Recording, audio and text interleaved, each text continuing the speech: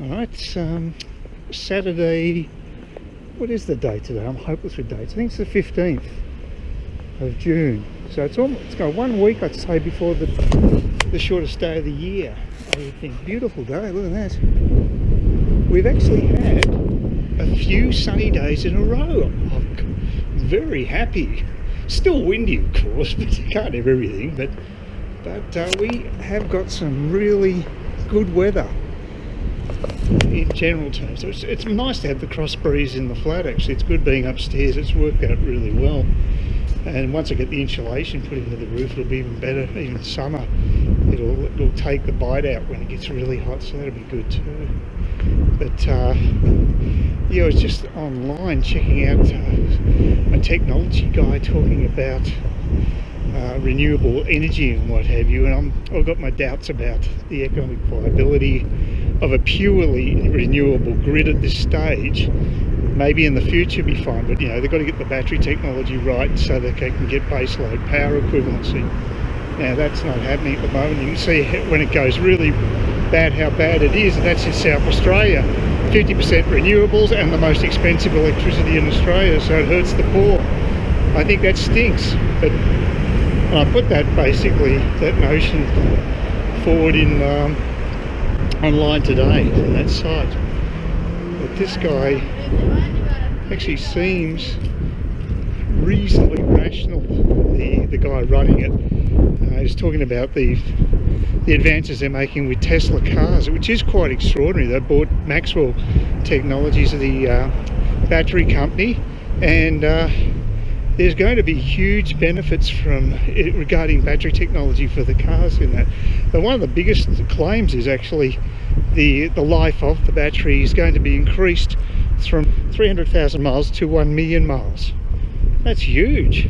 So basically, I don't have a car, so I'm not sure what the normal life of a car is, but it sounds to me as if that would be the life of a vehicle, if not longer.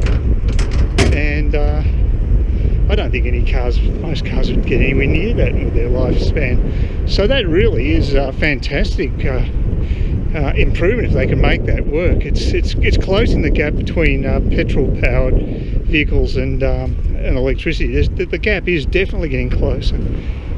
So I'm sorry about this wind, but I don't know. Every single day I do this. It's just I find it easier to have a rave when I'm doing a walk and talk. I actually looked at the microphones too, and there's a whole lot of them from China, and only about $4 each for this particular camera. So I think I can afford to basically spend that.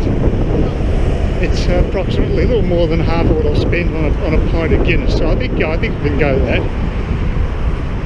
So that's yeah, that's interesting to watch these technology guys. I don't always agree with what they say, but at least this guy was trying to put forward an explanation to back up his claims, and you know, I don't think he's totally full of it.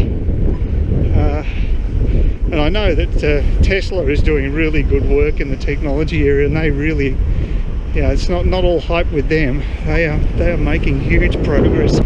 Yeah, just really exciting times. And it's not my first love when it comes to technology. What Musk is doing with SpaceX is extraordinary. Had another successful launch a couple of days ago.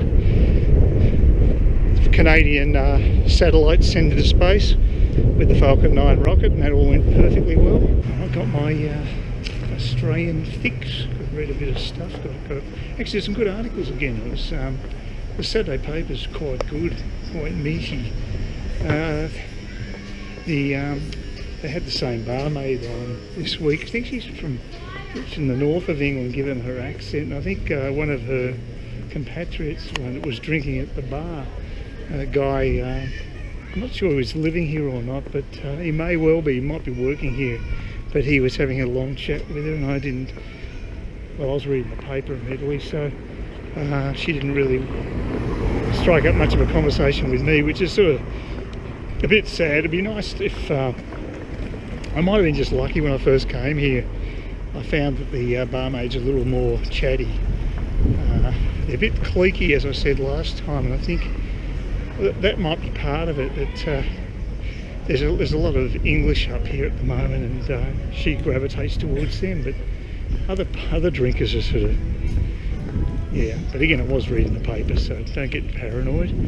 But there was some interesting articles. There was actually an article about energy there, about renewables, and what it was saying was that it'd be the year 2040 before the price of renewables would be the same for baseload power as with coal currently. That was the forecast. I mean, it's only a forecast, a projection, but still, it was from a major international agency. This International Energy Association, I think, was the place quoted those figures. Now, that's a long way off 2040. Yet you have all these zealots pushing renewables, and but they cost more, and it's hurting people, and especially in places like South Australia where they've got 50% currently, and it's the most expensive electricity in the country. It basically vindicated my suspicions about this. I replied to a post online today by someone who was actually quoting engineers and the like, and not just sort of people who are just mouthing off. These are people with technical expertise, and when you go to those sorts of people, you generally find that you get a different opinion regarding the situation. It's more complex, and just because someone's a zealot in the area of energy doesn't make them right. So something to think about. Try to think of myself as being rational. Like I say, I've got no reason to be against any of the renewable stuff. I just think it's been overplayed, and it's hurting people who are the most vulnerable in our society. People say in Melbourne, for instance, now where it's getting quite cold in Tassie. Well, Tassie's okay because they've got hydro, so they're very lucky. That's one of the best forms of renewable around. But in Melbourne, the electricity bills are going up, and people are avoiding turning on the heater because they just can't afford it. It's bloody scandalous. It shouldn't be happening. But anyway, I feel fairly passionate about that. So it's probably about 5 o'clock Saturday. Cairns not exactly bobbing. The actual this English guy who was talking to the barmaid was complaining. He said that Cairns was a good place except for one thing: the nightlife is pretty ordinary, and it's only a small place. Yeah, just got myself a litre bottle of Hardy's Cab Sab. Only $8. It's half price, and surprise, or no surprise really, I got the last bottle. I bought one. I think it was Wednesday when the special started. There were a few bottles then, but the girl who served me said, yeah, they go pretty fast on the weekends, and it's great value. I never even realised it was a litre bottle until I bought it and brought it home. I mean, it's very unusual to have a litre bottle of red wine. I've never seen it before, so I think it's a good idea. It actually works out well for me. I go through half of it, and it's just about the right amount each night, rather than any more, which would start to feel a little seedy. But I find that's just perfect for me anyway. So, and you can't complain about the price. It's great value. I found an article online about the Morrison government. Apparently, they've got plans to actually do some cutting in the public service. I mean, it's a pretty pissy amount relatively compared to the costs involved in red tape in Australia, which I think has been calculated at, I think, about $150 billion or something, or maybe $170 billion. It's some extraordinary amount of money that apparently is in the industry of compliance, and it's just making so expensive for businesses to operate over here in this country. So, but the cuts that they've got in mind are only going to save about, I think, $1.5 billion, which is chicken feed, and that's over a period of about 5 years. So it's really not much. It's tokenism. They could cut a lot deeper if they really wanted to. I mean, apart from anything else, I'd use just slicing the bloody ABC straight away. That's over $1 billion straight away, and make it into a subscription service. A lot of people are very unhappy with the BBC too. I've been watching quite a few YouTube sites from libertarians, and people are pretty jack the biased in the BBC coverage. It's very much run by feminists, similar to the ABC. It doesn't represent the broad range of views in Australia, that's for sure, the ABC, and I assume it's a fairly similar situation in the BBC, although they're funded through license system, which is very cumbersome. So I mean, they have to have compliance costs involved there to make sure that you're not trying to dodge a license. I suppose the only way to get around that is to say you don't have any free-to-air TV. I don't know how you'd do that. I think if you've got a TV, they just charge you anyway, I assume. I don't know how it works. It sounds awfully cumbersome. At least in Australia, it comes directly from the taxpayer, which isn't great, but at least there isn't that compliance cost. It's insane. It's a very archaic system.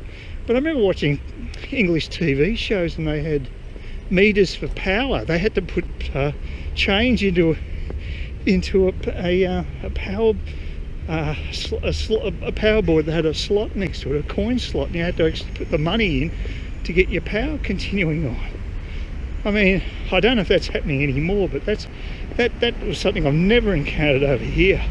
So yeah, there's a few quirks over in the UK. It's a land of contrast. A lot of mega rich in London, and a lot of struggle town up north. Big dichotomy in the population in the UK. But on another area where another government, I should say, that's actually cutting back on the bureaucracy is the New South Wales government. It's easy to say that. I do know how to say her name, but the Premier's name, but it's an unusual name. It's Italian. Bellagiglian? I don't know. I thought I knew how to say it. Gladys. It's just an unusual first name. Very old-fashioned Gladys. But yeah, she's not a bad operator apparently, although she's fairly PC too, which is the worry I have with the Liberals in general, that they're too influenced by pressure groups like the Greens. It's influencing their policies, and Morrison's just got to pull his finger out and get a few of these nation building projects off the ground straight away, and none of this crap with the committees or viability studies and garbage that they carry on with. It's just delaying tactics. Make a damn decision and get it done. And I've got to say again, I love the Senate because people like Paulina Hanson, and not just her but other parties in the crossbenches of the Senate, are forcing the government to look at providing reliable base power in the country. We need it in the medium term. Eventually we probably won't need it, and that's fine.